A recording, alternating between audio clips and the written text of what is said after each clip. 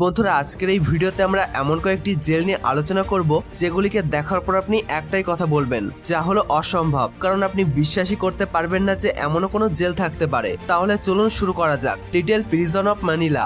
ফিলিপিন্সে অবস্থিত এই জেলটি কোনো সাধারণ জেল নয়। এটিকে 18 বছরের কম বয়সী বাচ্চাদের জন্য তৈরি করা হয়েছে। কিন্তু বাচ্চা হলে কি হবে, এদেরকে এখানে কোনো রকমের ছাড় দেওয়া হয় না। এই জেলটিতে প্রায় 180টি বাচ্চা আছে, যাদেরকে ঠিক এইভাবে রাখা হয়। অর্থাৎ একটি সেলে যেখানে 4 থেকে 5 জনই ঠিক করে থাকতে পারে না, সেখানে 80 থেকে 100 জনকে একটি সেলে রাখা হয়েছে। এই ভিডিওতে নিশ্চয়ই দেখতে পাচ্ছেন যে তারা একজন আরেকজনের গায়ে কি করে ঘেঁষে আছে। এখানের বাচ্চাগুলিকে প্লেটে করে খাবার দেওয়া হয় না, বরং প্লাস্টিকের গ্লাসে করে দেওয়া হয়। এছাড়াও বাথরুম অথবা টয়লেট করার জন্য তাদের ভেতরে বসেই করতে হয়, যার জন্য তাদেরকে একটি কাপ দেওয়া হয়। কারান্দিরো পেনিটেন্টিয়ারি। ব্রাজিলের সাও পাওলোয় অবস্থিত এই জেলটিকে ইতিহাসের সবচেয়ে বিপজ্জনক জেলগুলির মধ্যে একটি মনে করা হয়। 1000 জন ক্যাপাসিটি সম্পন্ন এই জেলটিতে কয়েদি সংখ্যা প্রায় 9000 জনেরও বেশি। ওভারক্রাউডিং থাকার কারণে কয়েদিদের মধ্যে মাঝে মধ্যেই ঝামেলা হতো, যার কারণে কেউ অসুস্থ হলে ডক্টররাও এখানে যেতে ভয় পেত। কিন্তু অক্টোবর 1992-তে এমন একটি ইনসিডেন্ট ঘটে যা কেউ কল্পনাও করতে পারেনি।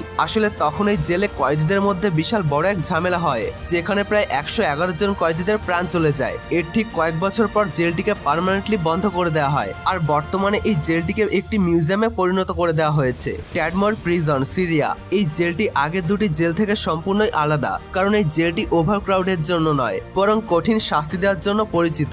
এই জেলটিতে গিয়ে আপনি এমনও কয়েদিদের দেখতে পাবেন যাদের হাত অথবা পা ভাঙা রয়েছে। আসলে এই জেলটির নিয়ম কানুন এতটাই কঠোর যে এখানে কেউ সামান্য ভুল করলেও তার বড় শাস্তি পেতে হয়। এমনকি এখানকার সোলজাররা যদি চায় তাহলে যে কোনো কয়েদিদের ফাঁসি পর্যন্ত দিয়ে দিতে পারে। এজন্যই এই জেলটিকে ডেথ ওয়ারেন্টও বলা হয়। আজকের ভিডিওটি এখানে শেষ করছি।